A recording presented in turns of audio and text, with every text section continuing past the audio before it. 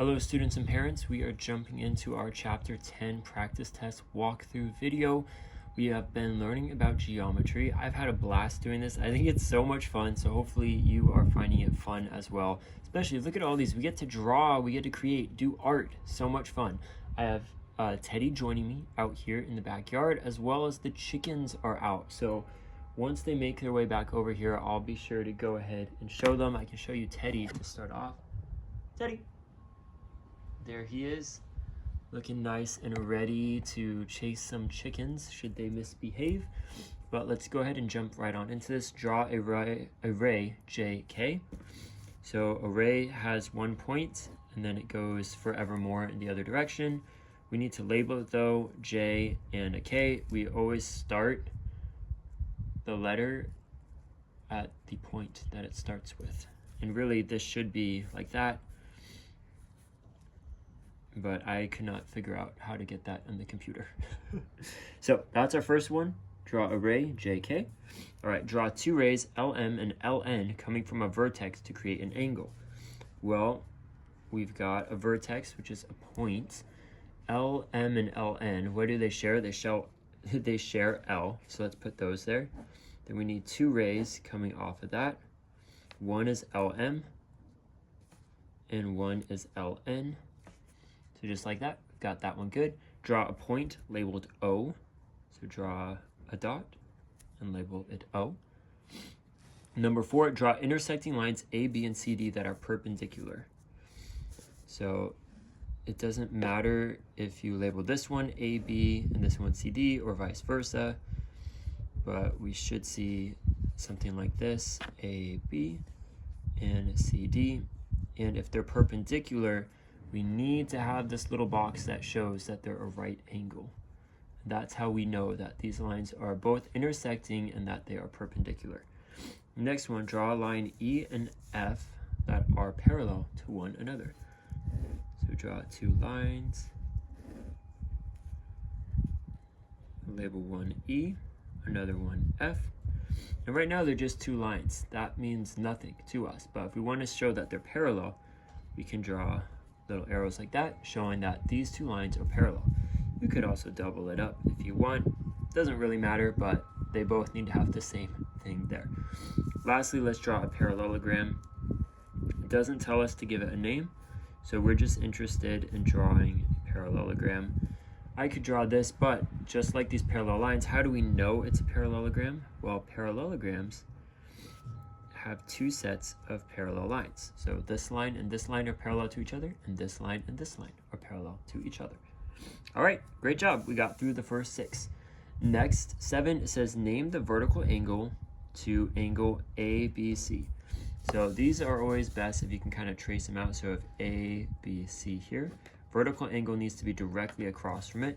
So we have EBF directly across. That's saying that these two lines are going to be congruent. So what did I say? EBF.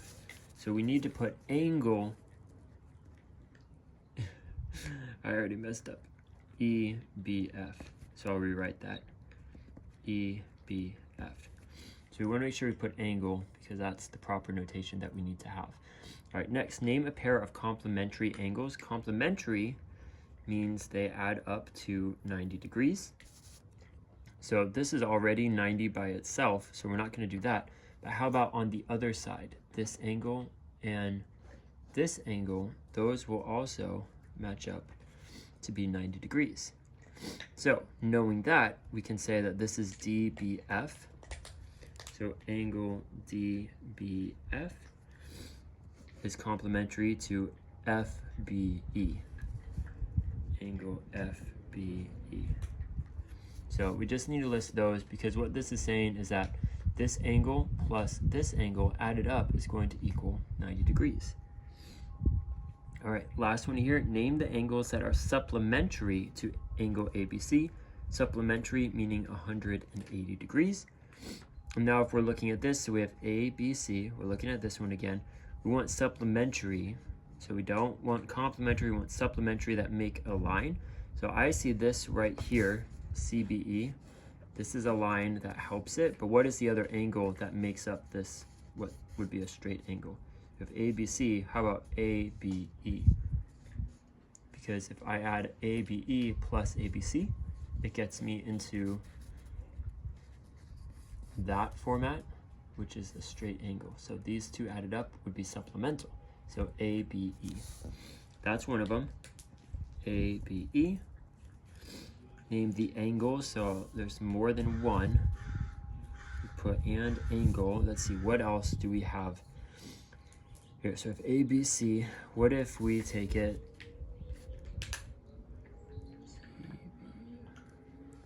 look at it this way. So we have ABC. This is a straight line here. So if I add this plus CBF, that would make it 180 degrees as well. We don't need to look at D right now.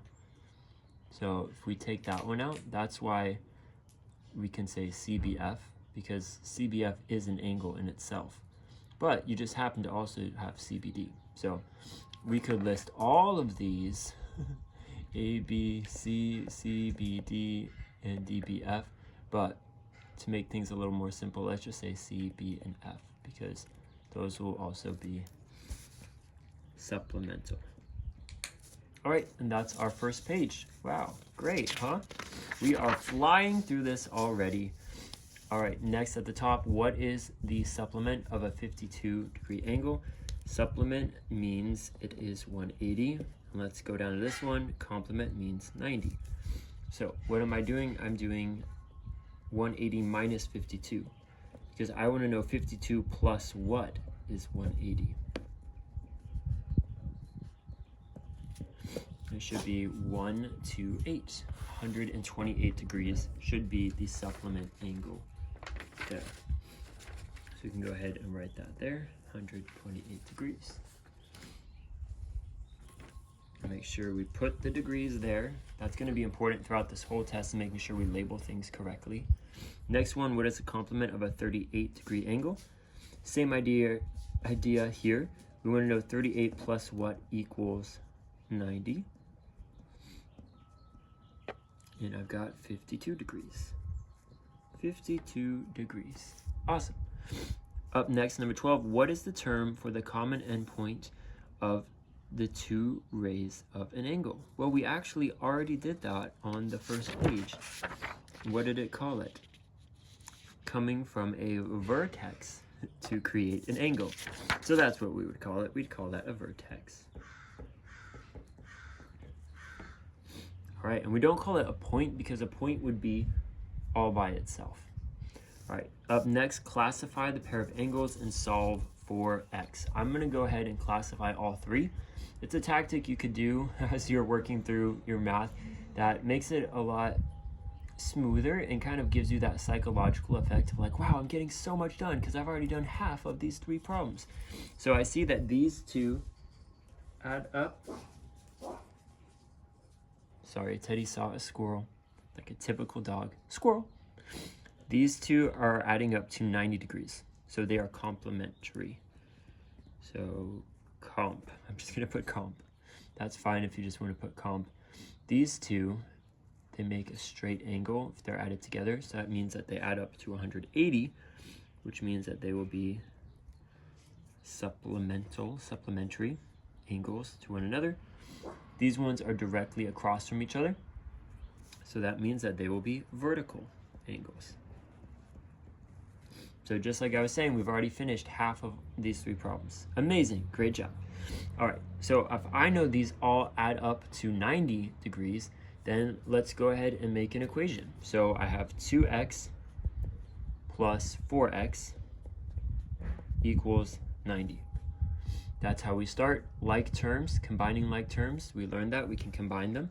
So let's rewrite it as 6x equals 90.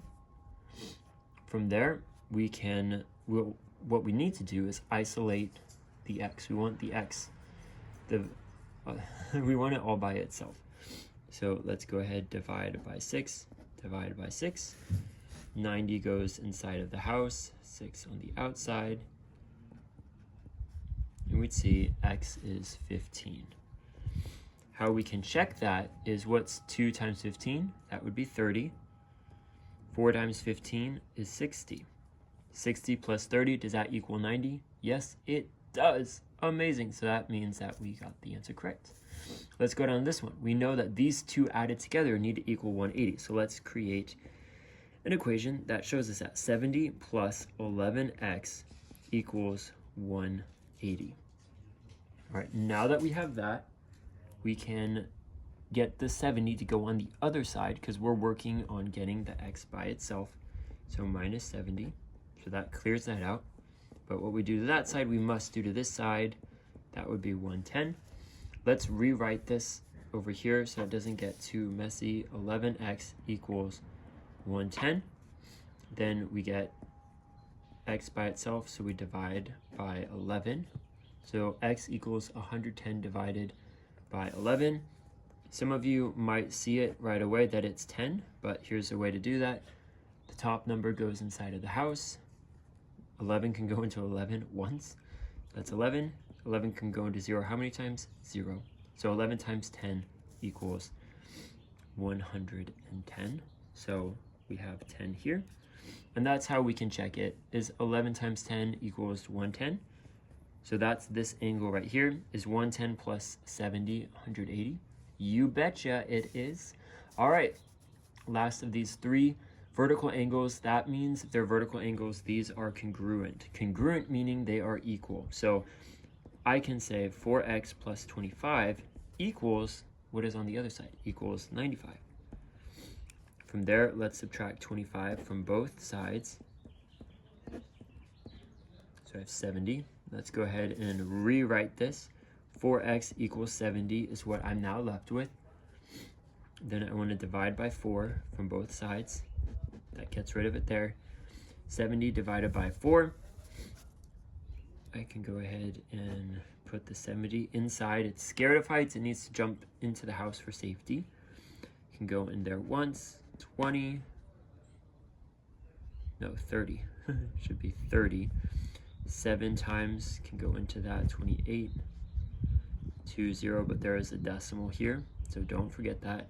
So 17.5. That's what I'm looking for to solve for x, 17.5. And then if you want to check that, because when I first did this too, I was like, I'm a little bit skeptical. Well, you would just do 17.5 times 4, 02, 803, 7, bring it over 1, 70. All right, so it does equal 70. So that would be 70 here plus 25, which equals 95. Does 95 equal 95? You betcha it does. I don't know why I'm saying that so much in this video. Second time I've said it, but maybe we'll see how many times. Maybe that'll be an extra credit question. How many times did I say you betcha? I guess that's 3, right? Yeah. Ooh, 3 so far. Keep track if you're watching this. All right, maybe I should keep track too. 3. What is the fourth angle if 3 angles in a quadrilateral measure 46, 78, and 120? Hold up, before we need to do anything, we need to ask ourselves, what do quadrilateral angles measure up to? 360. All right, so I can either do 360 minus 46 minus 78, 360 minus 120, just keep it going, or we can just add these all together. That's how I like to do it. 46 plus 78. Let's start there. It's 124 plus 120. 244. Then we go 360 minus 244. So that will tell us what our missing angle is. Because at the end of the day, we want to know 46 plus 78 plus 120 plus what else will get me to 360. Well, 116. That will get me there. 116 degrees. Make sure you put the degrees. Okay, let's get on to the next page. And we'll take a chicken break. So here's 2 of them. We've got 4 of these. These are Buff Orpingtons. They think I'm going to give them some more food. This one is Petunia. She will let me pick her up.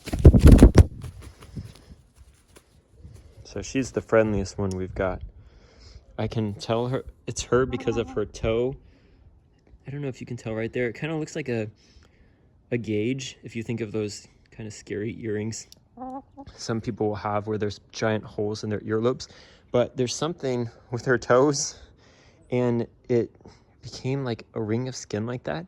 And it had like a bunch of dirt caught in there. And so after the rainy season, I pulled it out, and she was so happy because she felt so much better. So yes, a lot of fun these chickens are. They just started laying again. So Teddy gets very excited though if they start flapping. So he thinks that they want to play with him, but they do not. Okay, back to math we go.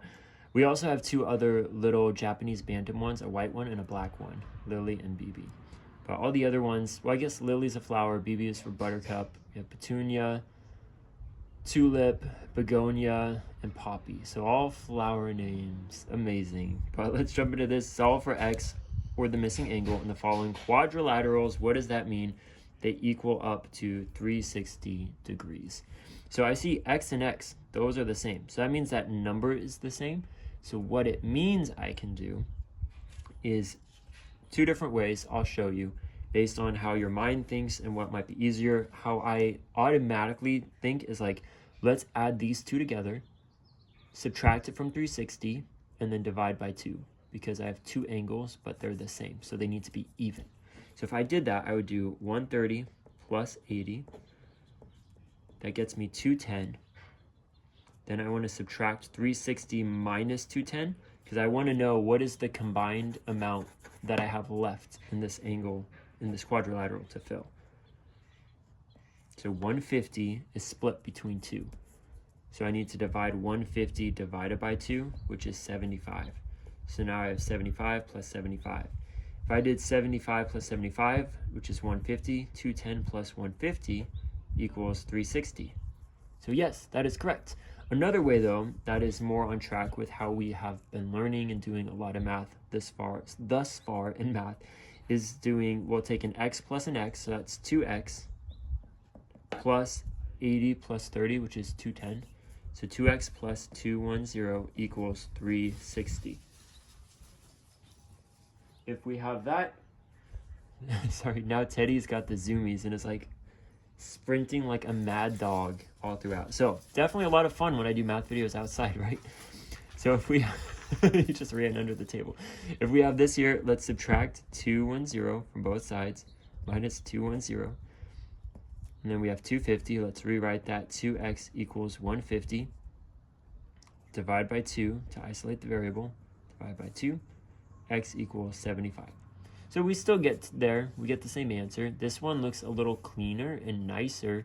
But this one, maybe it's a little bit sloppier, but I have a feeling most of you will probably like this method because it's a lot more fun, I guess, or seems easier, in quotes, because we don't really need to say if it's easy or not. But whichever way, if you get to the right answer, you should be good to go. It would be 75 degrees. All right. And like I did before, just add them all up. If they equal 360, it means you are on track. All right. Next one from here. 95 plus 80 plus 76 plus what equals 360? So we could put an x here, or just go ahead and do kind of like this method where let's add them up. So we have 95 plus 76. 171 plus 80. That's our last angle. So add all three angles up. 251 is the total. So 251 plus what equals 360. So we can do 360 minus 251 to figure that out. 109. So 109. And if I add up 109 plus 80, that would be 189. And then I already have 95 plus 76 equals 171. So let's see. Will it get us there? 360, yes. So I just checked my work and I saw that 109 is in fact what we are missing there. All right, carrying on, we're now getting to area. First thing I would do is write out the area equation for what is shown. Parallelogram, we learned the area is base times height. For triangle, its area equals 1/2 base times height. So if we start there, this is the base and this is the height. So let's do 6.5 times 18.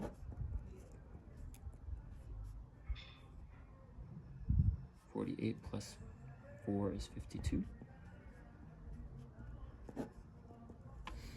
0.7117, and then we have 1 decimal point that we need to move over.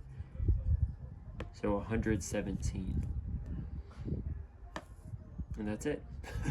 That's all we have to do. If you wanted to check it, you could do 117 divided by 18 and you should get 6.5. Or you could do 117 divided by 6.5 and you should get 18. 117. And then what do we need to do? It says inches. So we do need to put inches squared because we are dealing with area. And I mentioned in class that it's needed. We really need to put our units and make sure it is all buttoned up and lined up. All right, from there, area equals 1/2 base times height. So base and height here. So we have 6 times 15, which equals 90. And then we have to do 90 times 1/2, which equals 90 over 2, 90 divided by 2. And that would be 45. But can we leave it at just 45? No, it needs to be 45 meters squared. You betcha. That's what we're looking for right there. All right. Next, we have find the area of a shaded region. Units are in inches. So that means that this needs to be inches, inches, inches. Don't forget. Maybe what I would suggest, so that you really don't forget, is just put inches squared on each of these just to start off. But I need to find areas of both of those. So 7 times 12, that's the first thing, which I just know from doing it so much that it equals 84. So that equals 84. 4 times 10 equals 40. Because the area of a rectangle is base times height. So I have the two areas. I want to know the shaded part. So I need to do 84, which is the big one, minus 40 to see that it was 44 inches squared. All right. From there, let's go on to the next one, 22. This one we need to divide into 2 rectangles. You can either draw a line all the way across and then have this as one rectangle and then this as your other one. So, or you can have this as one rectangle and this as one rectangle, whichever one you would like. But let's see, to start 7, this line means that this is also 7 because that's telling me that those two are the same. So then I can figure out this one right here because I know 7 plus this equals 12. So 12 minus 7 is 5. So 7 plus 5, if I look at here, this goes down here. And then I need to know this is 5. And that equals the full thing of 12. So if I want to do that, I can go ahead and do that and just cut it off there because I know 2 times 5 is 10. Amazing. Then let's look. I've broken this off into, that's one rectangle, but I created this rectangle now.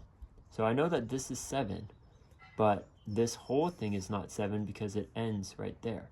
So I need to know what's the missing part. So 7 plus 2, that's what I'm going to be looking for. 7 plus 2 is 9. Because if you look at it, you try to take all the distractions away. Which is hard, but hopefully you can see this. Maybe like this, there. We see that this section here, we move that directly across. That gets us right here, but I still have from here to here. But look, 2, that covers right where this leaves off. This picks up and gets that last one. So I go 7 plus 2 is 9. Then for this rectangle, here's my 2 numbers that I'm looking for, 9 times 7, which is 63. Then we just add these together, 63 plus 10 equals 73. But we have to say 73 inches squared. All right, let's get to the last page. Alrighty, We are on the last page. You betcha. We are almost done. We're gonna have a lot of fun on this page. So let's go ahead and get started. Find the base of a rectangle if its height is 6 and area is 84 centimeters squared. Before we even start this, let's go ahead and write out what the area formula is for a rectangle. Area equals base times height. So we want to find the base. We don't know what this is. That's a question mark, but we know the height and we know the area. So we can write that as 84 equals, we don't know that, so let's start with what we know, 6b. So 6 times what equals 84? That's what we're saying. We could rewrite it 84 equals b times 6, but the easier thing will be, at least how I like to see it, is like this, because then we know, all right, let's isolate the variable, which is divide by 6. 84 divided by 6, 1 here, 2, 4, 14. 6 times 14. So 6 times 14, b equals 14, will get me 84. So we have 14 centimeters. Make sure we add the label there. All right, up next is solve the height for each of the figure described. We have a triangle and a trapezoid. So my advice would be go ahead and write out the area formula that we've learned. Area equals 1/2 base times height. These are things you need to memorize. So please memorize it. Area for a trapezoid equals, we have base 1 plus base 2 divided by 2 times height. So that will be a huge start as you're getting into these, because this is a investigative problem, one that we have to solve. So it says a triangle with an area of 45, so let's plug that in. We have an area of 45, so that goes here. 45 equals what? And a base of 15. So 1/2 of 15 times h. So that's what we have to get started with. What we can do, a couple different things. Usually when we have a half, it means divided by 2. So I could go ahead and rewrite this as 45 equals 15 over 2h. And then we can either do the division and see that 7.5h equals 45. So maybe I'll write that. If we divide that, 45 equals 7.5h. Or maybe what we can do, to remember, if we have a 2 at the bottom and we want to get rid of it, we can multiply both sides by 2 to cancel it out. So if I do times 2, that will cancel that out. And then times 2 on this side, that would get me 90. Then I would be left with 90 equals 15h. If I go down this route, then I would divide both sides by 15 to get rid of that and have the variable by itself. Then we do 15 into 90, and we would see that that would be 6. So that would mean that the height would be 6 meters. And how we can check that, knowing this, is let's do 6 times 15, which is 90, and then take a half of that, divided by 2 is 45. So yes, that is correct. But let's say we wanted to go this route, then we would divide by 7.5, divide by 7.5. Please excuse the neighbors making a lot of loud noises. And 7.5 into 45. We can't keep this here, so let's move that over. So it'd be 75 into 450. And then this is where you would, I think this is more complicated, but you would just have to just keep multiplying by things until we saw, how about times 6? That would get 3 there. 42 plus 3 is 45, 450. All right, multiplied by 6. So you could do it this way, you can do it this way, whichever way, but a great way to check your work is to do what I did there, is to, if we know the height is 6, go 6 times the base, 15, divide by 2. Does that equal 45? If so, winner. Then you will get the right answer. All right, next one, carrying on, a trapezoid with an area of 84. So start with what we have. Let's plug that in there. So we have 84 equals what? Bases of 9 and 15. So 9 plus 15 divided by 2 and h, because we're still solving for the height right up here. So 9 plus 15 equals 24, divided by 2 is 12. So I can do 84 equals 12h. Then I divide by 12, and I would see that h equals 7. And the way to check that would be to plug it in right here. So 24 divided by 2 is 12 times 7. Does that equal 84? Yes, it does. Amazing. All right, so 7 inches is the height. Our last 1, 2, 3, 4, we'll just go one after another. These two, you need to know about the triangle sum theorem that we learned about, and just the triangles in general, the sides, and then this is the Pythagorean theorem, a squared plus b squared equals c squared. All right, so this one, we know from the sum theorem is that they need to add up and equal 180 degrees. But I know because these two lines here that the opposite angles will be congruent. So this also is going to be in x degrees. So what I can do from there is then write an equation. 2x, so x plus 40 equals 180. 2x plus 40 equals 180. Then I subtract 40 from both sides. It's 140. So now I have 2x equals 140. Divide by 2. Divide by 2. And I would see that x equals 70. Then let me check my work and see, is this actually the case? Is 70 plus 70, that's 140, plus 40, 180? Yes. It's 140 plus 40 is 180. So we have 70 is what x would equal. For the next one, same thing applies here because this opposite angles will be congruent. So that's 55. This one, I can just go 55 plus 55, which is 110. And then I can do it either this way, plus x equals 180, because I know this plus this plus this is going to equal 180. Then I subtract 110 from both sides. X equals 70. So kind of lame, they're back to back. That will not happen in the test, let me tell you. But as long as you understand the main concepts, you should be doing well. All right, these last ones, go ahead and write out a squared plus b squared equals c squared. That is just going to be good for you to know and have on hand. So we learned the hypotenuse is c. So x right here is c. We don't know what that is, but we have an a and a b or an a and a b. Does not matter either way. So let's start it off. Plug in what we have. 20 squared plus 15 squared equals c squared. 20 times 20 is 400. 15 times 15 is 225. And that's going to equal c squared. Let's add these up, and we'd see that that would be 625. So we have 625 equals c squared. How do we get rid of the squared here? Well, we find the square root.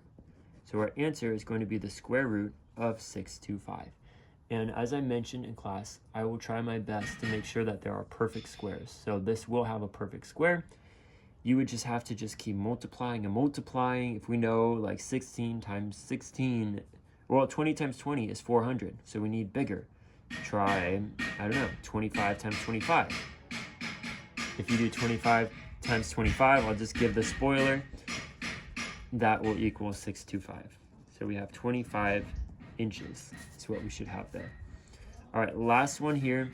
We have the hypotenuse, so we have c, and let's say we have a as well. So let's plug this in. We have 12 squared plus b squared equals 15 squared. Write that out as 144 plus b squared equals 225. Then we need to subtract 144 from both sides because I want to get b squared by itself. That would be 81. So b squared equals 81. How do we get rid of the squared? We need to find the square root. So the square root of 81 equals 9. So 9 km. You betcha. We just finished this entire practice test. I think this was very fun. So hopefully you did as well. If you need to, go back, go slow, pause it. We have problems in your book. We had problems and examples from our lesson that we went through. We reviewed in class. We've done a lot to try to get good practice in. So definitely take it step by step. You need to memorize some of these equations.